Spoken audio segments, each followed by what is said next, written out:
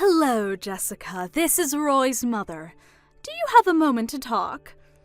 Oh, of course. What can I do for you?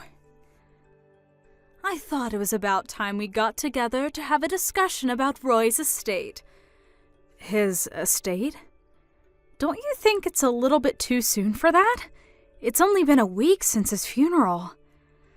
Yes, I'm aware, but it's a discussion that we need to have, and the sooner the better. I'm not sure if Roy ever told you this, but he should have left a sizable amount of money to me. That boy was always good to me, and this was his final act of filial piety. I'm planning on using the money to have a pleasant and relaxing retired life. I see. So you were planning on your son's inheritance to finance your retirement. Also, Jessica, I think you should know that I have every intention to not allow one single penny of Roy's money go to you. What? You had to see this coming, dear. I heard about everything from Roy. The two of you were about to be divorced when he passed away. Am I right?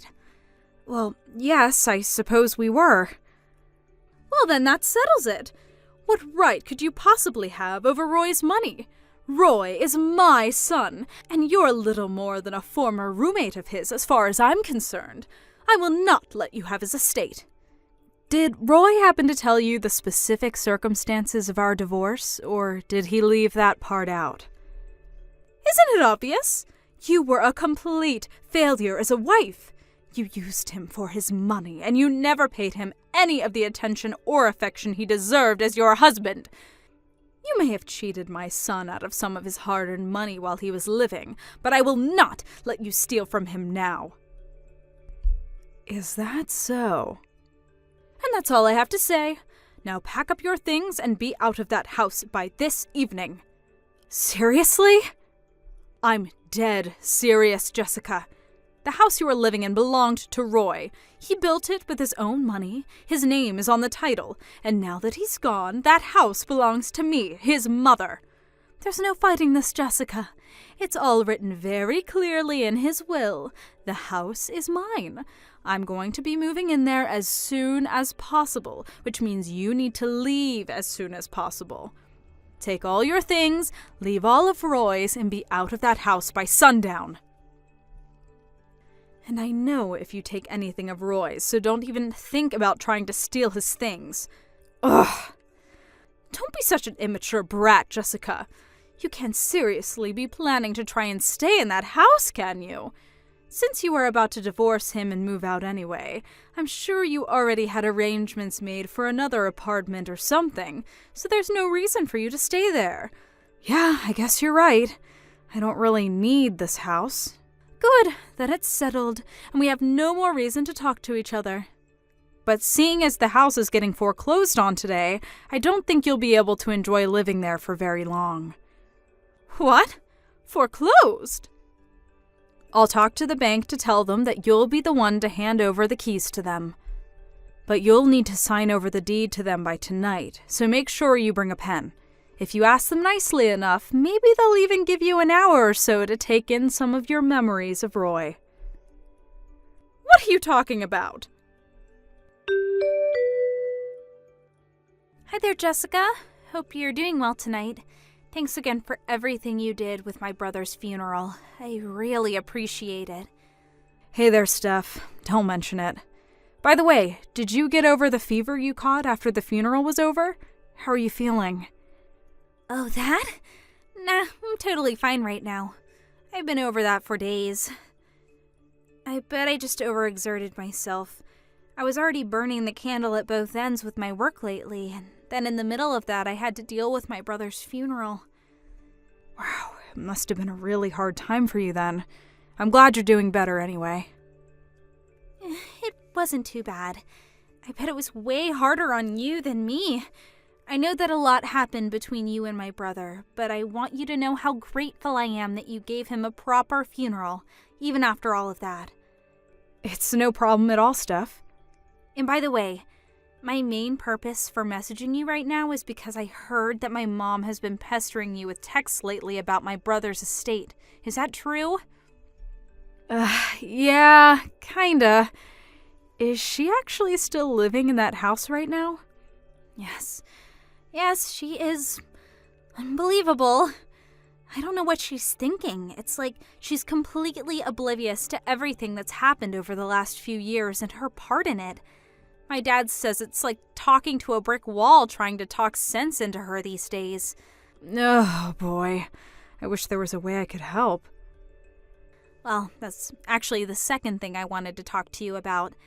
I know this is sudden, but are you free at the moment? If possible, I'd like to meet with you in person. There's a number of things I'd like to talk to you about, including what to do next about my mom. Yeah, I'm totally free tonight. I'm staying at the hotel that's right next to the bus station downtown. If I recall correctly, your house isn't too far away from here, right? We could either meet at your house or my hotel's lobby, whichever is best for you. I'll go ahead and head over to your hotel. I remember where it is. Thanks. See you then.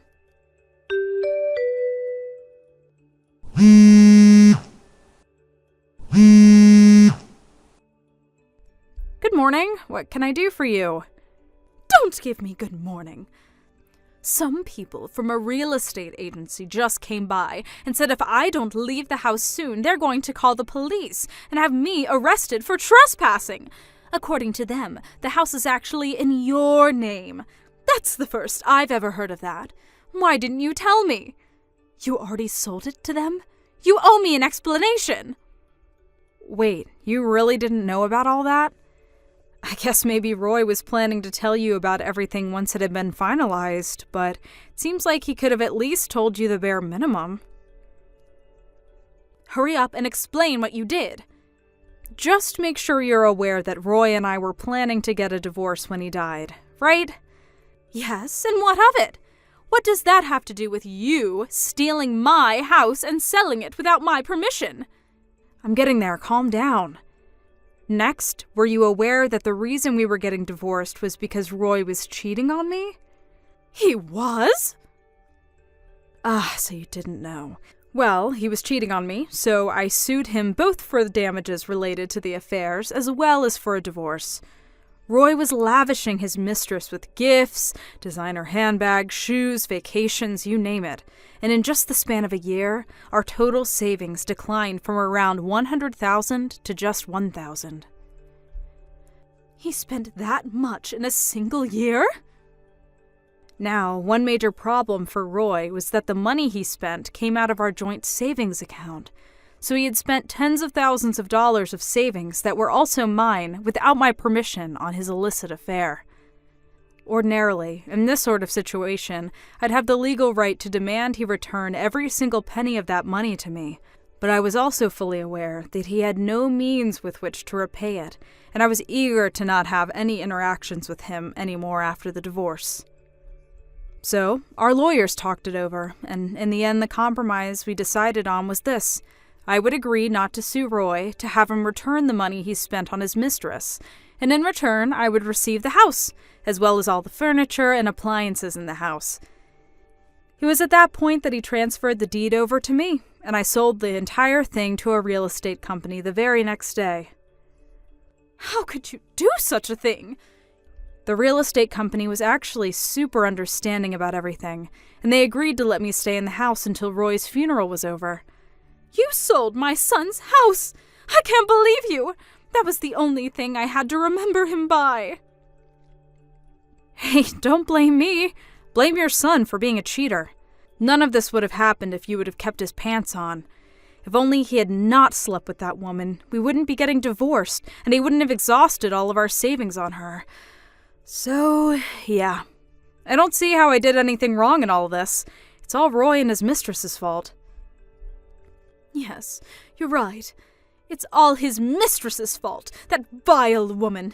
If she hadn't seduced my poor, innocent Roy, then none of this would have ever happened. Who is that vile harpy? Tell me her name. You must know who she is, don't you?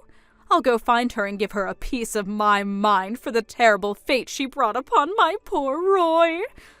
I don't think you need me to tell you her name. You already know her. She's one of your friends. What? What are you talking about? It was Nancy Johnson. No, not Nancy. How long ago was it?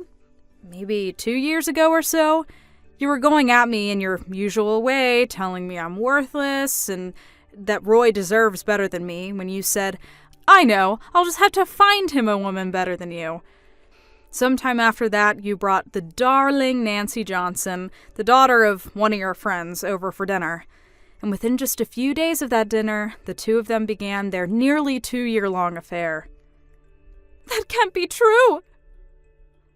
Oh, and one more thing. You seem to be under the wrong impression about Roy's will. More specifically, you're under the impression that he had a will at all. He didn't. And since he had no will, by default his estate is passed on to his legal heir. I know that. Everyone knows that.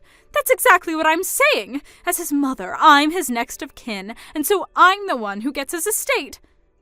I hate to be the bearer of bad news, but since we were still married at the time of Roy's death, I was still his legal wife, and thus I am his next of kin, not you. What? And I mean, besides, even if you were to inherit his estate, how much do you think it could really be worth? He didn't just waste our joint savings account on his mistress. He even blew through the savings he had from when he was single. So I don't know what you were expecting, but at this point he doesn't have much of an estate at all. Oh no. When going through his stuff the other day, I looked up his bank accounts, and none of them had more than a few dollars in it. I don't believe you. You're lying! Well, if you want some proof, I can give you all his bank cards and passwords, and you can check them all out for yourself.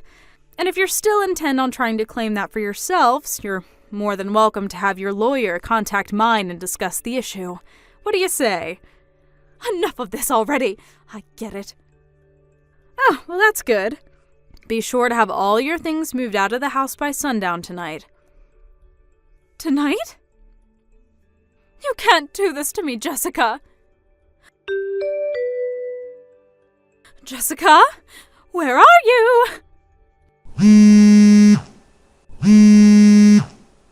I just stopped by your parents' house, but they weren't living there anymore. When did they move? Where are you? My parents' house? They haven't been living at that house for over a year now. In any case, why are you at my parents' old house? I'm looking for you, of course. Me? Why would you be looking for me at my parents' old house? It's way too far away from my job. I'd have like an hour-long commute every day. Then where are you? Tell me. I don't see any legitimate reason for you to need to know where I am right now. If you need anything from me, you can ask my lawyer. Just tell me where you are this instant. I mean it.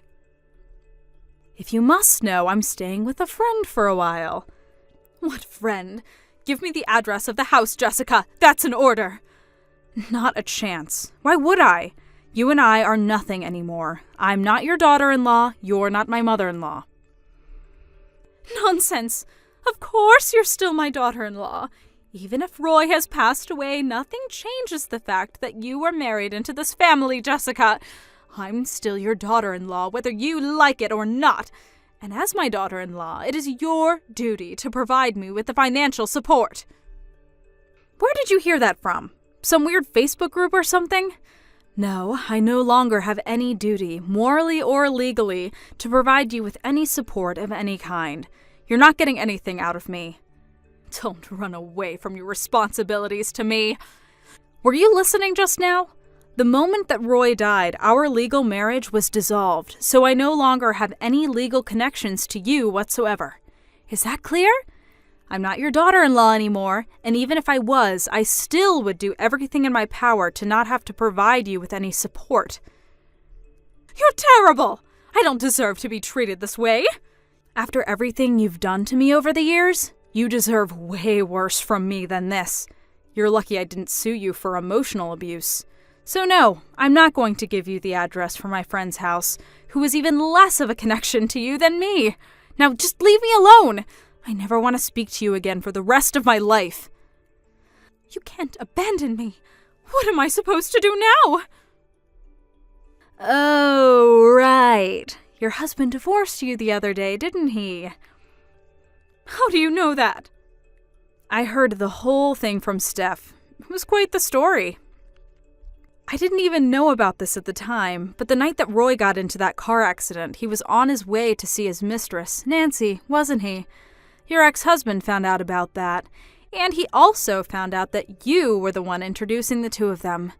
Boy, was he shocked to hear that.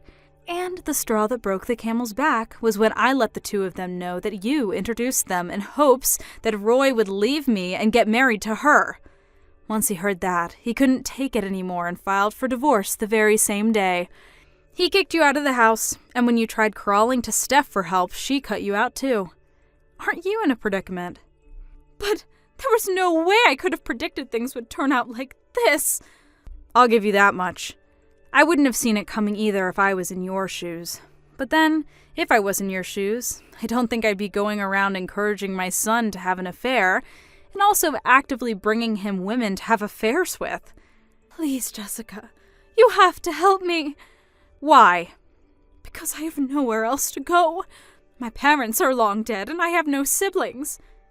Don't you remember your wedding vows? You promised to love my son, for better or worse, richer or poorer, in sickness and in health, right? Who cares about legal connections? You're my daughter-in-law. We're eternally bound through your marriage to Roy. I know we can get along well, you'll see. Did you forget the whole "till death do us part" bit? Or that you were the one who pushed Roy into his affair, which led to the ends of both our marriages as well as his life? Well, or that you were constantly verbally abusive to me throughout the entire time I've known you? Lucky for you, your son's good-for-nothing wife is officially out of your hair forever. Jessica, you have to give me a place to live. That's an order. No. Jessica? I'm blocking you, and if you ever try to contact me again, I'll get a restraining order put out on you. Jessica! Goodbye. Enjoy the rest of your life. After that, who do you suppose my ex-mother-in-law went to for help? None other than Nancy Johnson, the woman she pushed into my husband's arms. Personally, I've gotten over her affair with Roy, partially because of the passing of time and partially because I'd already received a massive judgment against her for the affair. But it seems as though my ex-mother-in-law wasn't quite over it. She stormed in the house and screamed at her, saying, "If you hadn't made my Roy spend so much money on you, he would have had some left over for me." And then she started breaking every breakable object in sight. It's honestly kind of impressive how well she avoids placing even the smallest amount of blame for the situation on Roy, but I digress. In the end, Nancy ended up suing her and winning a hefty judgment for the damage done to her house. So, now my ex-mother-in-law is stuck with being a 70-year-old divorcee, working whatever odd jobs she's physically capable of in order to pay it off. Part of me feels bad for her. But that's a very, very small part of me. Most of me just feels like she got what was coming for her. Karma always wins in the end. Oh well, none of that is any concern of mine anymore. Now I can finally get back to enjoying a nice, peaceful life with my fiancé. We're getting married next month. Thank you for watching. Please subscribe and hit the like button. See you next time.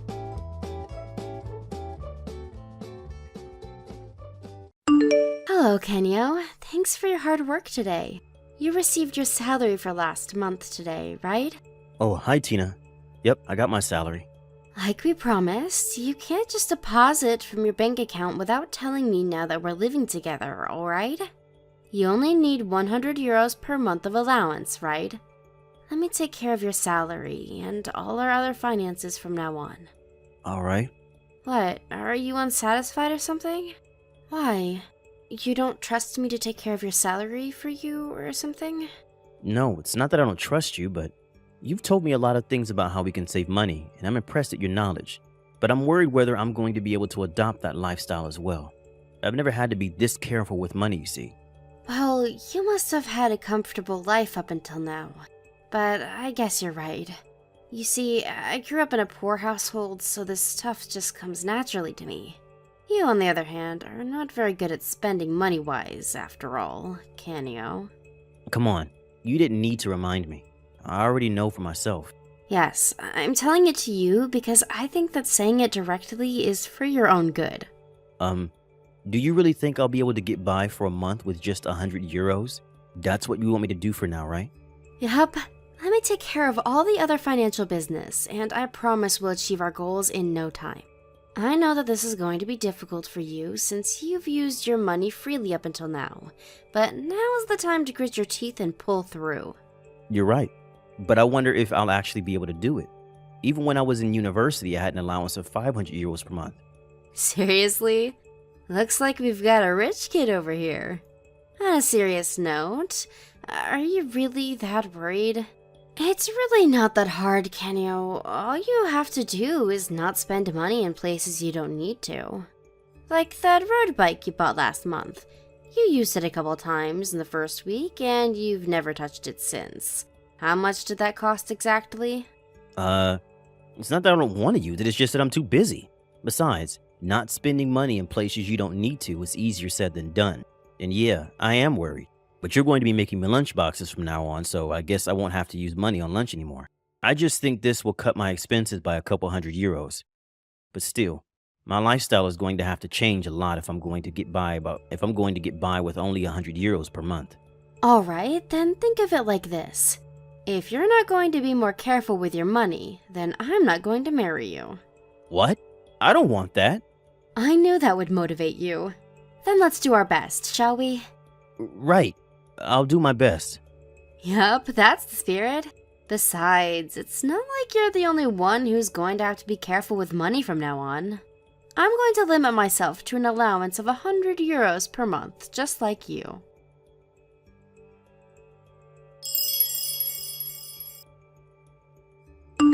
Hey, Canio. I saw that your wife made that economic lunchbox again. You seriously only have 100 euros per month as your allowance? What's the deal with that? Yeah, still 100 euros. My girlfriend is some sort of money-saving expert, you see, and she wants me not to be so wasteful with my money. But it's not like I have to pay for my food expenses with the 100 euros, and drinking parties and stuff at the company are also separate. So it's really not that bad. Yeah, but you can't buy the stuff you want to buy anymore, right? Doesn't that suck? Well, it took a bit of getting used to. It's not really that bad. You see, I was the kind of person who would unconsciously waste a lot of money on things I didn't need. I'm only receiving 100 euros of allowance per month as a way to... It's actually been working since now whenever I buy something, I first think to myself, do I really need this? Something I had never done before. But the most important thing is that my girlfriend's economic lunchbox actually tastes really good. I actually like my new lifestyle now. But don't we earn 150,000 euros a year? What's the point in going that far just to save a couple euros? I mean, it's not like a couple hundred is going to make a difference, right? Besides, aren't you a bit sad that you're starting to enjoy this lifestyle of extreme money saving? We're amongst the top earners. We don't need to live like we're in poverty or something, Canio. At least consider the possibility that your girlfriend is conditioning you to become used to a life of poverty with all this saving. Huh?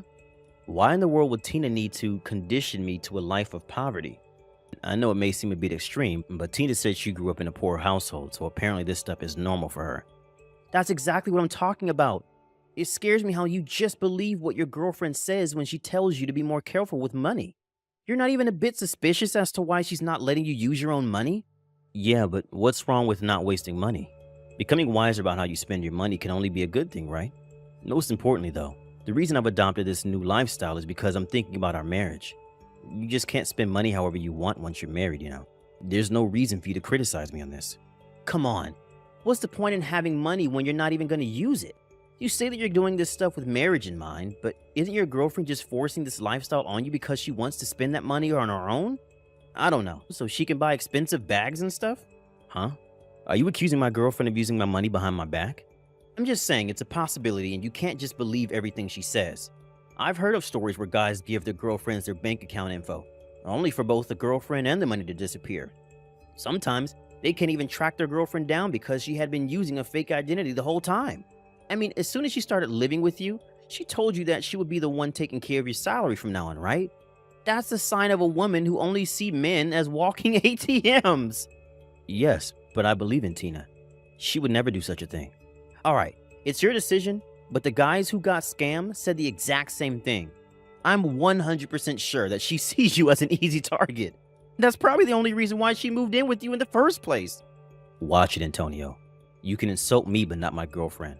She shows me the bank account once every 10 days. I saw with my own eyes that this new lifestyle of saving money was working, and that she wasn't using my money for anything strange. Is that so? Who knows? Maybe she's just making it look like that. You said she was in charge of your house's finances, right?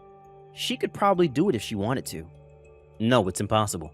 She keeps detailed accounts on when and where we spend money, which means that there's proof that my girlfriend is not doing anything suspicious, so I have no reason to doubt her.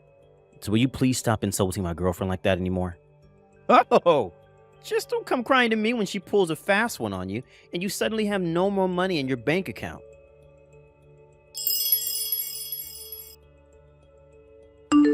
Kenyo, how was the lunchbox I made for you today? You see, we've been spending a bit too much this month, so I had to be a bit more economic than usual with your lunchbox. Don't worry, it was delicious. Really? I'm glad then. Yep, I've got no complaints. We've been spending too much since we had to buy a new rice cooker, right? Yes, it's been half a year since you started this new lifestyle, right? I'm a bit worried that you might be getting stressed out because of it. Are you sure it's fine? Yes, I'm completely fine. You always tell me whenever there are unexpected things we need to spend money on, and your lunchboxes are delicious, so I'm loving this new lifestyle.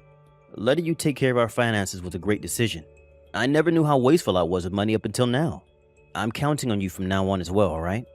Yep, thanks. It really means a lot to me that you appreciate what I've been doing.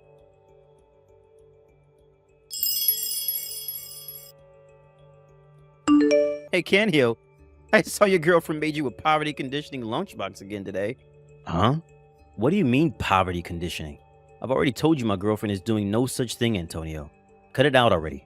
Your wife could be dining at a 3-star Michelin French restaurant right now. She brings a lunchbox to work just like me. Is that so? And how do you know she just doesn't throw it away to go eat at a restaurant instead?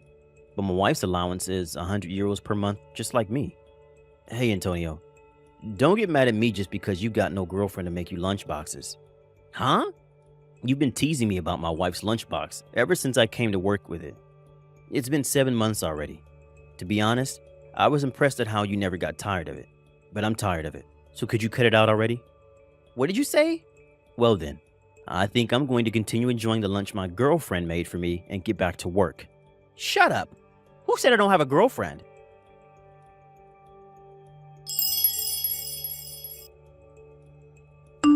Hey, Canio? There's something important I need to tell you. What is it? You see, yesterday was a day off for me and I saw something really interesting. What? Just tell me already, Antonio. I saw your girlfriend enter a luxury clothes brand with another man. Huh? You see, I was right. I told you, didn't I? Don't come crying to me, okay? You were right about what? I mean, it's a luxury clothes brand and she entered it with another man. Now for sure we know that she's just been using you as an ATM. Not only that, but she's even cheating on you. I guess you got what you deserve for not listening to my warnings, huh? It must suck to be you right now. You're talking about yesterday noon, right? The luxury clothes brand in Ginza? Yes, and? How did you know she was there? My girlfriend works for them. She's an employee at the luxury clothes brand. Huh? Seriously? But she didn't look like she was wearing a uniform to me. You must have just been imagining things. She already told me that she would be visiting the Ginza shop on company orders. That's probably when you saw her. The person she was with was a colleague of hers which I've met before. Oh, and by the way, she's a woman, not a man. What? That was a woman? Changing topics though. The CEO said that there was something he wanted to tell the employees as soon as the lunch break was over. You better finish your lunch quickly or you won't be able to make it. Damn it.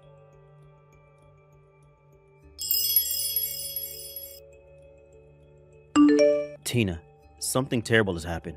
Kenyo? What's the matter? My company just went bankrupt. What? You see, the CEO of our company spoke in front of all the employees as soon as lunch break was over today and told us about how things haven't been going well for the company. He said they already did whatever they could, but it didn't work and now the company is going bankrupt.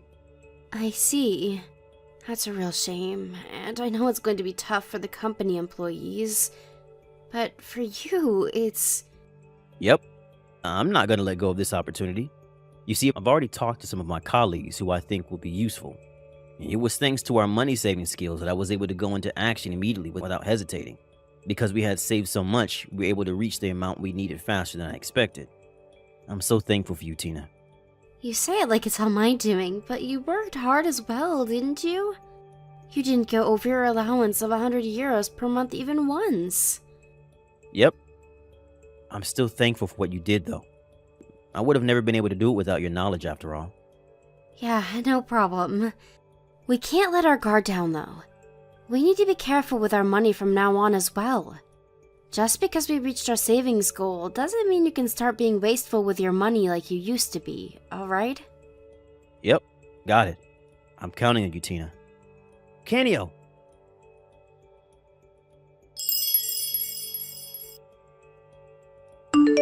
Hire me at your company as well.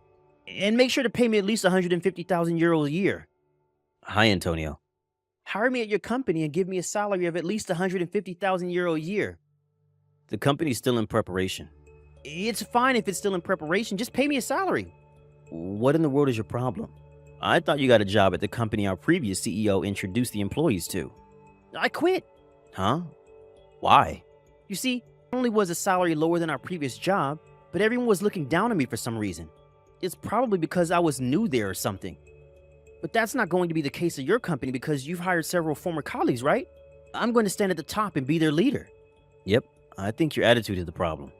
I don't think they're necessarily looking down on you more than they don't want to have to put up with you or your nonsense. What? What did you say to me? Sorry, but I already hired everyone I needed. Even if we hired you, we wouldn't have any work for you to do. Fine, at least give me money then. At least until I find a job that pays as well as the previous one, but Huh? You mean without working? And why should I do that? Because I'm a friend in need. If you started a new business, that must mean that you've got plenty of money thanks to your girlfriend's money-saving techniques, right? This is an emergency for me, so you could at least help me a bit, right? Sorry, but we're going to use that money to run the company, so I'm not going to give it to you no matter what. Besides, they gave all of us a bit of money when the company went bankrupt, right? Can't you use that to get by for now? I can't, it's all gone. My girlfriend, you see, she told me that there was no point in dating a man with no money and left with everything I had left. What? Seriously? Well, I feel bad for you, but it doesn't change the fact that I'm not going to be giving you any money, Antonio. I know. If you won't hire me at your company, then give me your girlfriend instead. Huh? Are you alright, Antonio? What you're saying right now is ridiculous even by your standards. It's not ridiculous. If you feel bad for me like you say, then give me your girlfriend. She's an employee at a luxury clothes brand, right? If a woman who works at a place like that and knows how to save money becomes my girlfriend, then it's fine if I don't work. Alright, I've made my decision. You're crazy, Antonio, if you think that either me or my girlfriend would agree to that. Why? I need her more than you, so it's not crazy. Give me your girlfriend right now. No. And Tina's not my girlfriend anymore. She's my wife now. Huh? Your wife? We got married recently. What? Look at you finding happiness and stuff. You got married and are now the CEO of a company. Meanwhile, my girlfriend left with all my money and I'm currently unemployed. This is unfair. Why not apply for financial support or find a job or something? No, and you should probably get your girlfriend who fled with your money to give it back. I'm asking you for this favor precisely because I can't do such things. It will be too humiliating. I used to earn 150,000 euros a year. I can't just go and find a new job that will probably pay nowhere near that much. There's no way I'm going to ask my girlfriend to give me the money back either. It would look like I was in need of money or something. So hurry up and get a divorce so you can hand over this money-saving woman to me. Why, you better stop messing around. Finding a job is too humiliating. But what you're doing right now isn't? Huh? Our money-saving lifestyle worked not just because of Tina's knowledge, but also because I grit my teeth and push through. Someone like you who doesn't even want to get a job won't be able to pull it off even if you have my wife to help you. But what am I supposed to do then? I don't have a job and I don't have any money left either. Then go and get a job, you dumbass. You say that like it's easy. It's not my problem. Bye.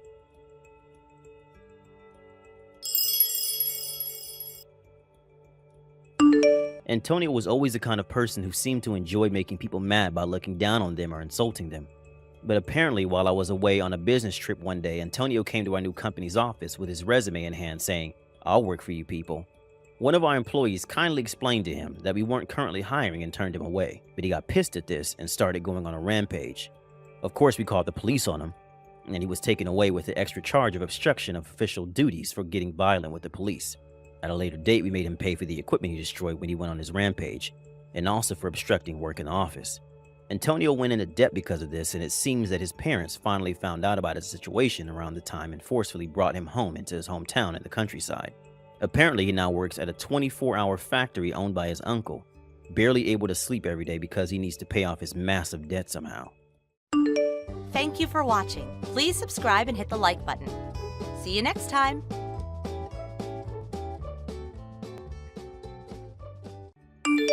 Marvin, right now I don't have the money to send you off to college. Did you end up taking the entrance exam anyway, even after I told you this once already before? Huh? Even if you have luck on your side and pass that exam, I promised you that I'd only be able to pay to support you for a while longer, and that meant you're not going to college. Jesus, I cannot believe that you've gone ahead and done that, even with me saying no. Mom? What are you even going on about right now? I thought I already discussed with you that I'm going to be getting a bit of scholarship money to help me out my first 2 years. Huh? A year ago, before Dad went overseas for work, I was discussing all of this with him, and you were with us there as well. The only one that seemed to be interested in what I was talking about was Dad at the time, but you did tell me congrats on the money, and that as long as whatever I was doing didn't get in the way of Kara, I was free to do it. I said that? I understand that with the illness that Kara has had, it's forced you and Dad to put a lot of money into her treatments, and those treatments have been going on for years now. And that's the reason why I've been trying my best and have made it to a point where I'll receive a bit of scholarship money from the state. Yet, you still want me to give up on going to college? I told you that right after graduating from high school to get yourself a job and start making money for this family. After all those times of you talking down to your siblings for never going to college and only ever working their whole lives, you're going to ask your own son to do the same as them? Well, that's a different story. Sure it is. I get that for the longest time now. While Kara has been so sick and in the hospital a lot of the time, you've been stressed out about life and take it out a lot on others. But Kara is getting better now, and you need to start thinking about changing how you think about things with the rest of us moving forward. I get it though. You still care a whole lot more about her than me, and will do anything to make sure she lives the life she wants. Even going and asking me to give up on my dreams of going to college for some reason you don't even agree with. Well, if you understand how I'm feeling right now. But Mom, I'm her older brother, and I'm not going to waste my potential by not going to school to gain a degree. I want to do well for myself, not just for better money, but so that I can support Kara as well if she ever needs something from me later in life. And that's why I want to go to college and study even more. I want to learn about all sorts of things and hope to one day find an amazing job where I can put all I've learned to use. Me going to college isn't just about me, Mom. It's about more than just me. It's about making sure that Kara has a safe future as well. I get that I don't have the most outstanding scores in the world, but with this money I'm getting from the state, and with my chances of at least getting in, I think I'll be okay. So please, stop trying to control what I do by saying that you don't have the money to pay for me or that you want me to work for your sake. I get it. Well, as long as you're not going to cause any problems for Kara, then go right ahead and go to school. You really need to learn how to talk to your mom correctly, though. Marvin, did you get yelled at by your mom again? Well, I was sitting in front of the TV doing my rehabilitation work when I heard her talking about you in the kitchen. You're talking about what just happened between us. Well, Mom was just trying to tell me that going to college would cost her a lot of money, and that's why she didn't want me going.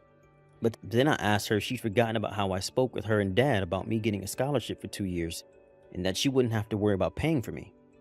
However, after mentioning that, she told me I should be working after high school to make money for the family. Then I told her about how she always spoke poorly of her family because they all went right to work after high school instead of going to college, and how it's odd she'd asked for me to do the same. Well, that seemed to have upset her a bit, but she wasn't able to make any more comments. Ah, so that's what that was all about then. Mom really doesn't have a clue about how hard you've been working to get into college and everything without having to pay too much.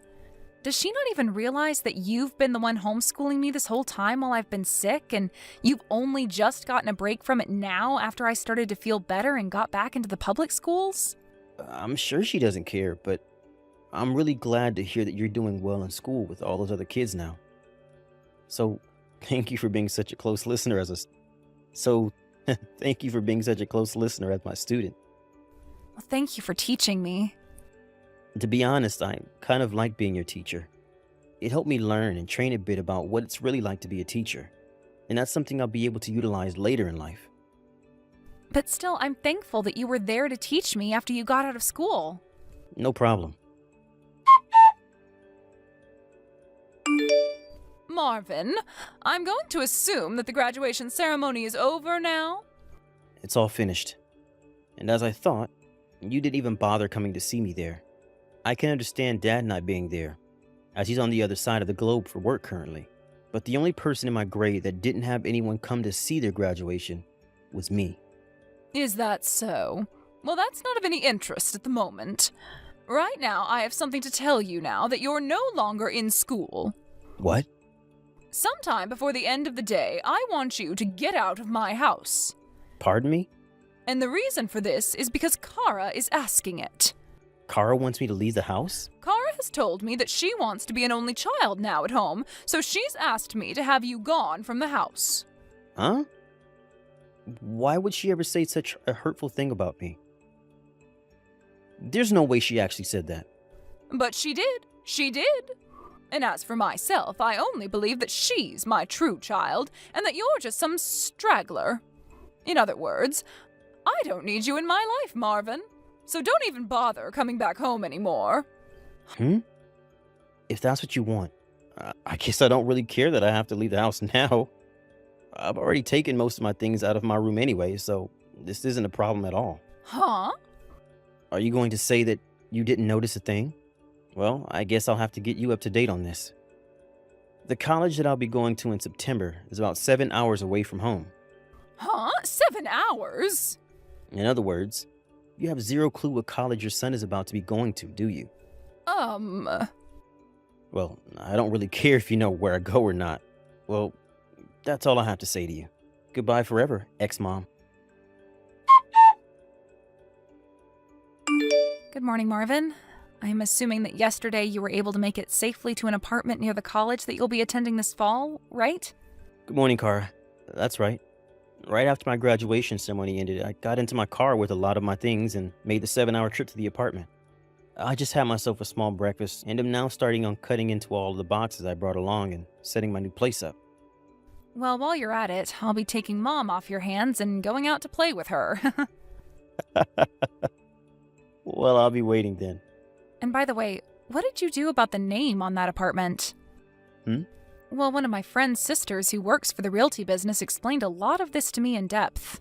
She explained that since you're only just going into college, it might be hard for you to get an apartment on your own, both legally and because the school might not allow it. Well, now that you brought that up, I forgot to mention that to either you or Mom. Well, I guess I really couldn't mention it at the time, but anyway, the name on this place is Dad's. Is that right? Actually, back in May, he came back to America for a month and was in town to see me. And while he was around, he came and helped me with all the things required to get me into this place. That's a bit unexpected. I understand that Mom is probably trying to get you to think that Dad is some kind of selfish man that doesn't really care all too much about us, but he's actually quite the opposite. He was very happy to come back to town to help me with the apartment, and he even paid for my first few months of rent. Is that right? And it'll only be another 3 months or so before he comes back from overseas for good, and we'll be living back in the States. So during that time, if you ever feel that you need someone to come and help you, and Mom's being a jerk about it, make sure to ask Dad for help, because I'm sure he'll come right to you. You think so? All right then. And within another year or so, I think I will have the ability to break out of this place for good. In only another year? Well, when I'm old enough to get into high school, I should be able to make a plea to live on my own. And so I'm aiming for that time right now, so that everything goes smoothly and I can get the heck out of here. And I'm sure that will all be made easier if Dad and you are able to lend me a hand when I need it, you know? After all, when I leave her, I might need a place to stay, or at least a small amount of financial help. I'm not sure what all you plan on doing there. I'm still thinking through a lot of the details, so when I know more about what I want to do, I'll let you know. Kara! Are you really planning to start playing tennis at high school? Ah, you must have heard about that from Dad? You can't do that! I want you to enter the debate club, please! Why should I go into debate? Because your body is far too weak right now for you to be playing any sports at all. And something like tennis, you need a lot more strength to play a sport like that. Well, from what I've heard the doctor tell me, I'm no longer sick and can get back to being a normal kid. You used to be in choir back when you were in middle school. You don't even want to join that club again? But in choir club, I still had to move around on stage a lot for some of the performances. What? Having to sing already uses a lot of one's strength, and then having to dance around at times and also stand up on stage for hours at a time. When we practiced after school, we'd even do a little bit of exercising to maintain proper muscle and everything for our shows. Excuse me? What did you think you were doing back then? You were so weak and still are, and they were making you exercise and all that? Well, that's why I'm saying this now. I've been over my sickness for over 3 years now, and a lot of my strength has come back to me, making me feel even better than ever.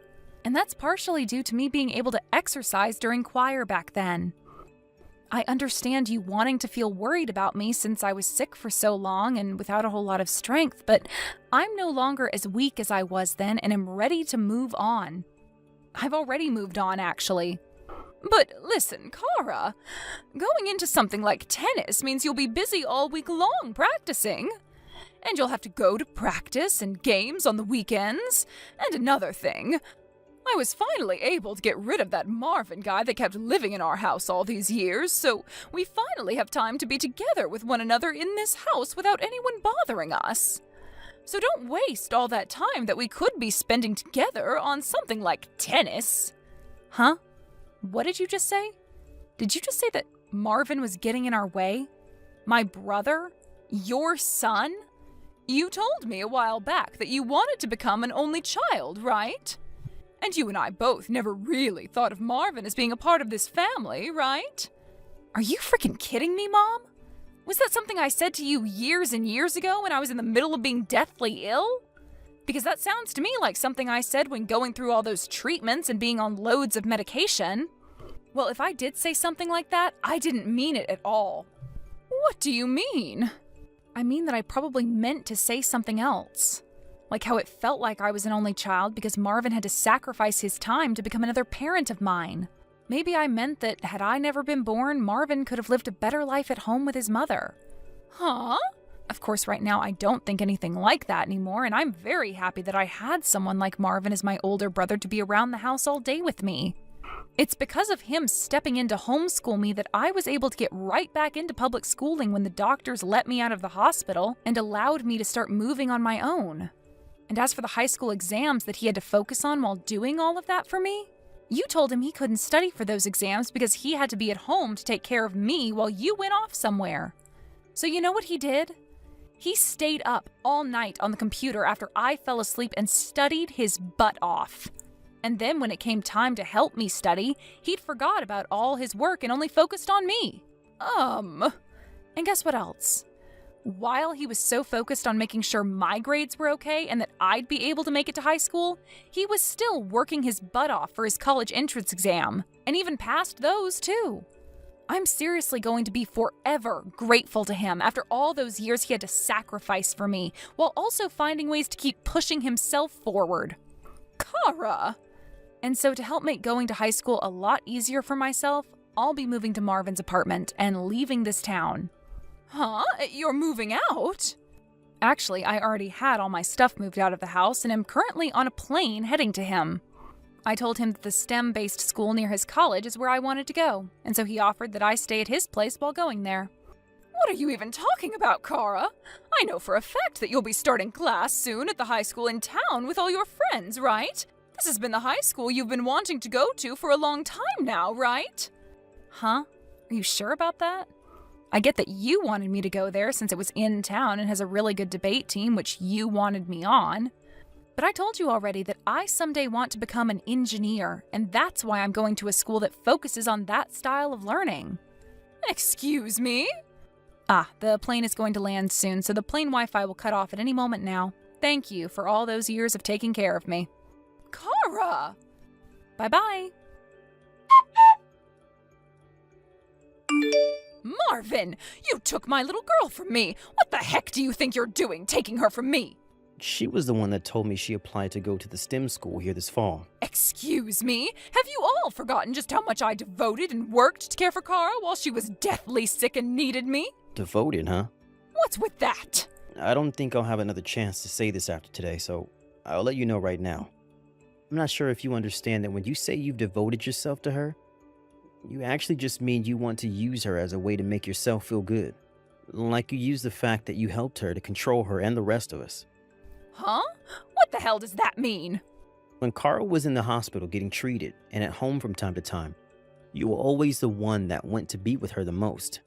But you were only ever there, and that's all. Huh? I was always with her the moment she had to be admitted to the day they finished working on her, right? It's not like someone with no knowledge of medicine could do anything more for her besides be with her, right? So that's what I did. And it is very important that you would go be with her to talk to her and such. But from what she's told me about you, you would rarely ever let her speak, instead going on tangents about yourself and the life you have. And at times when other families would be there with their sick relatives, you'd begin to speak louder so that everyone had to hear about you and your sick daughter. And sometimes what you start yelling about wasn't even appropriate for the hospital, and you caused all those other families a lot of stress. Remember that it wasn't just you going to the hospital to see Kara, and when I would go in, I'd have to apologize for everything you do. Huh? I had a lot of families and doctors and nurses tell me I must live a very tough life at home with you, since you had your high schooler son apologizing for the way you behaved. And another thing, you seem to forget a lot of the most basic things when it came to caring for your daughter. Bringing things like new clothes and stuff for her to change into. Huh? It took a lot of effort from both Dad and I to have to help with all of Kara's laundry, especially when she was becoming a teen and she began to change. Normally, someone like you should be in charge of that, but you never seemed to think about Kara's needs. So at one point, Grandma realized that Dad and I needed help and would start stopping by the hospital to grab her dirty clothes and clean them for us. She was doing that? Also, the reason for Dad having to start working overseas wasn't something he chose to do out of his own wants. He didn't choose to leave us to try and escape from caring for Kara, but rather to get the pay increase that came from it, so that we could afford her treatments. Wait, that was his reason for leaving? And when it comes to Kara's schooling, I was the one who had to school her for most of her time in the hospital, and at home because she wasn't able to go to school anymore, right? Well, I never once saw you teaching her anything from those homeschool kits. The only reason you never saw me teaching her anything is because you hated being around me when I was with her. So you only chose to go to the hospital or come in the room when I wasn't around. But So, what did you do, Mom? Can you give me some concrete examples of what you did to care for her? Well, I'm sure you can't give me an answer, can you? I already gave the answer to that question. So now all you're left with is empty words. So do you understand now why things are the way they are? But I'm Kara's mother. It looks like Kara will be arriving here in just a few minutes. Huh? Don't worry about it. You can leave everything to do with Kara in my hands now. See ya. You hold it right there, Marvin. I already bragged to all the other moms in my friend group about how she'd be going and joining the debate team at the high school in town. I made it seem as though she would be the most amazing student ever there as well. After years of having to battle her sickness with the help of her mother, she's still able to go to high school and win debates for her school. That would be amazing, right? Right? I have to be able to show all those people that my daughter is going to those debate tournaments and to school with great grades. If I can't, then there will be no reason for me to brag about her. Hey, can you try and convince her into coming back here and going to school? Marvin, give me back my girl! When I began to think that was her final text to me, My mom would then send another asking me to give Cara back to her. So to keep myself from losing my sanity, I blocked her number. And as for my father and what he'd do about mom, he ended up divorcing her about a month after that. It turns out that my father was able to come work at an office in town near my college and Cara's high school. And so he's been able to meet with her whenever she gets out of class. He's living on his own right now outside of town, but every once in a while we all get together to go out for dinner or something and catch up. And then there's a story of what's happened to my mom since then. After learning about how her husband divorced her, and having lost both her kids, she decided to leave her house and go back to her hometown. But a lot of people back home didn't like her very much anymore. And not a single person came to her side as she cried for help. These days, I think she's still back in her hometown working pretty basic jobs, but I can't be too sure of that since I haven't heard anything about her now. Thank you for watching and listening. We hope you enjoyed the video. Don't forget to like this video and subscribe. Also, feel free to leave a comment about what you thought of the story. We look forward to seeing you at the next story. Hey Shannon, it's been 5 years, right? Who is this? Huh? You know me, right? Stop joking around. We miraculously reunited today, didn't we? What are you talking about? Please tell me your name or I won't know what you're talking about. Fine, I'll tell you. It's me, Tariq. Huh? Your ex-husband, Tariq? How do you have my account information? Seriously? You don't know yet? You came to the entrance ceremony at the kindergarten yesterday, right? The entrance ceremony? Your child goes to the same kindergarten as mine? Yep, she's my second child. It seems that my daughter is in a different class as your daughter, though. But it seems like a child of my wife's friend is in the same class as your child, so you must have exchanged contact information with her. She gave your contact information to my wife, which is how I got it. Could you not hand out my contact information like that? Calm down. I have no intention of getting back together with you or something. My wife knows I have your contact information, so there's no need to worry. Your wife is Sarah, right? The woman you cheated on me with 5 years ago, which was the cause of our divorce and also an old friend of mine. It's obvious she finds the situation hilarious. Yeah, kind of. I mean, I think it's hilarious as well. Don't contact me anymore. What? I guess it can't be helped if we see each other at the kindergarten, but I have no intention of being friendly with you two. Bye.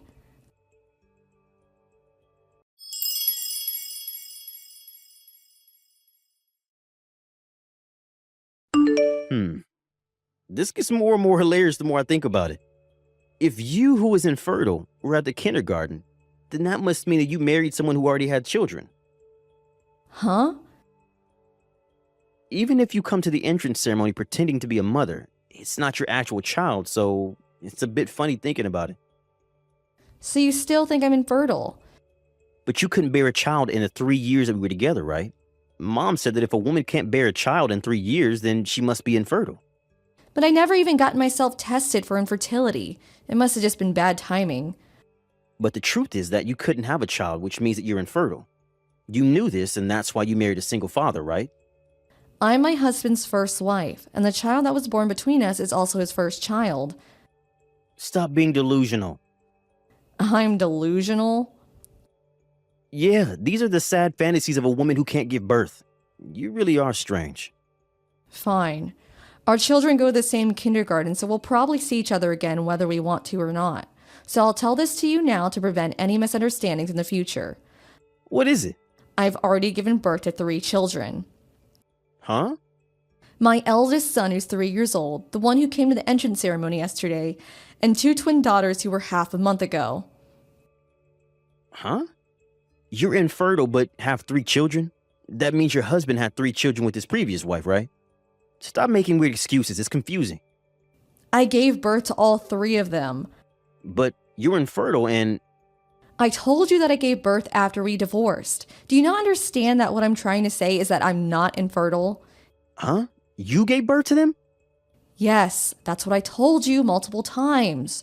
Oh, and it's not like I underwent some sort of infertility treatment. I gave birth to them naturally. Then why didn't you get pregnant in the 3 years you were married to me? Why are you asking me that? Tell me. All I know is that there were no problems with my body.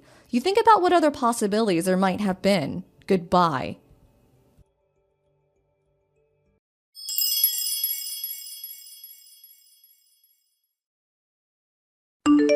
Because of you, my wife took my children and went to her parents' house. What? Don't get me involved in your fights, please. I'm not involving you. This is your fault. I wanted to find out whether you had actually given birth to your son, so I dropped off and picked up my child to and from kindergarten as much as possible so I could have a chance to meet you. Oh, you're talking about 10 days after the entrance ceremony, right? I was with my husband, right? Yes, that husband.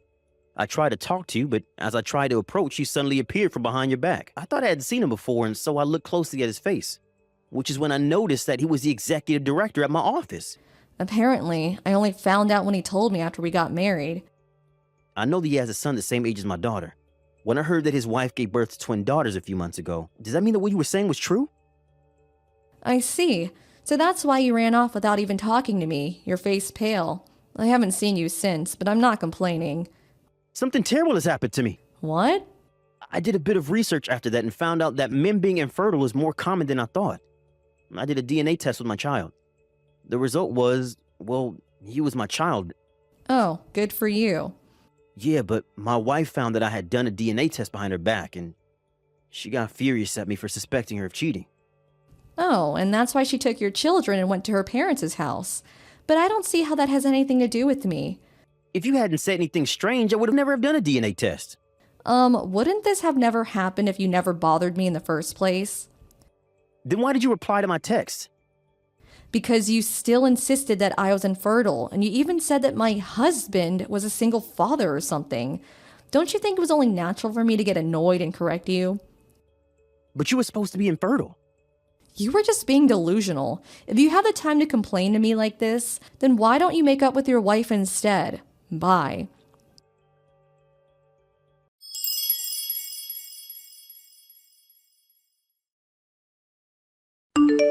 This is so unfair. You're so much less attractive than me, but you're the wife of an executive director? And to think that he works at the same company as Tariq. To think that you would get married with someone even better than Tariq after he threw you away. I stole Tariq from you, only for you to find someone even better. Unfair. That's so unfair. I'm gonna steal this new husband of yours.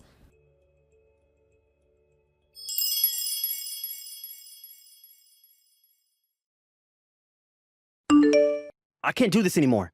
Huh? My family's on the verge of collapse again. Oh, you're talking about how Sarah tried to seduce my husband into going to a hotel together, right? I heard that Sarah was a newly hired part-time worker at you and my husband's client company. Apparently, my husband filed a complaint, so it's only a matter of time before she gets fired, though. What is this? Ever since I met you at the kindergarten again, my life has been crumbling apart piece by piece. You're making this my fault again? Is this a hobby of yours or something? Why did you put your child into that kindergarten? Did you do it on purpose? You were jealous of me and Sarah and... I don't have enough time on my hands for such stupid matters. You're saying this is stupid? Yes, no matter how you look at it. What? Why don't you calm down and think about this logically? It just happened to be the case that we enrolled our children in the same kindergarten. I didn't do anything to you. Do you understand that? Uh-oh. Which means that if you hadn't went out of your way to get my contact information just to annoy me, this never would have happened. Don't make me repeat myself over and over.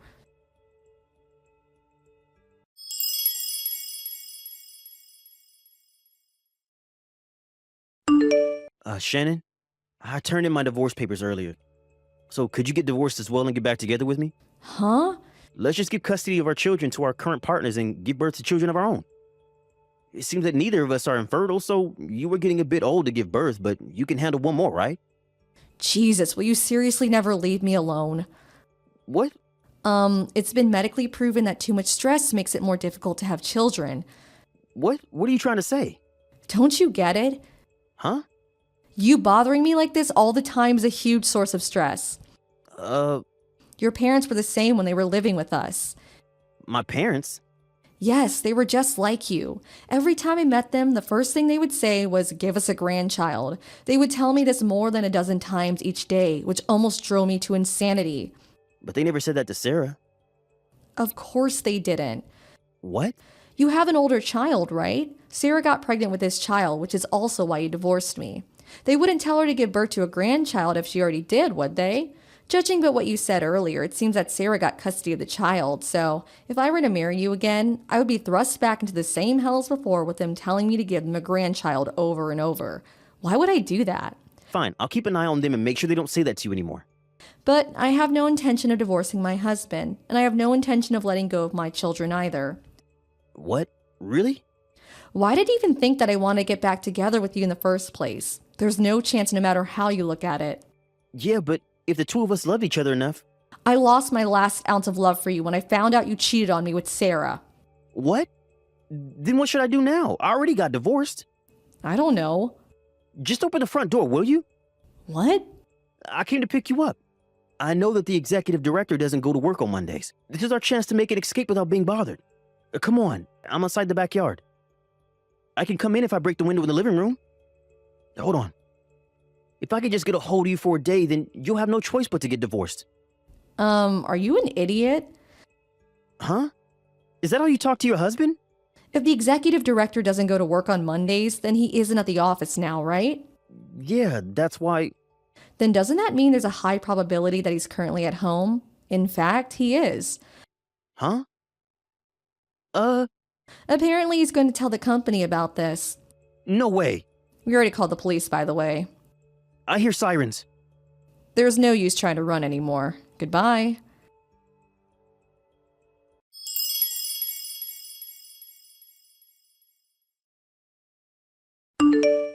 I didn't expect that he would try and break in our house and get caught by the police. Not long after that, Tyreek was fired from his job. We received an alimony from Tyreek and Sarah, and after that placed a restraining order on them. I haven't seen them since. Apparently, both of their families got involved in a fight over who would get custody of their children. Since neither of the parents were functioning adults, the grandparents of the children had to settle things for them. Each family would gain custody of one child, and they would be adopted by relatives.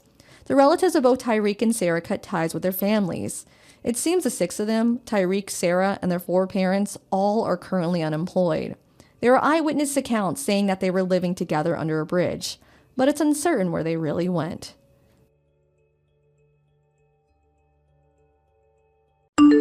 Thank you for watching. Please subscribe and hit the like button.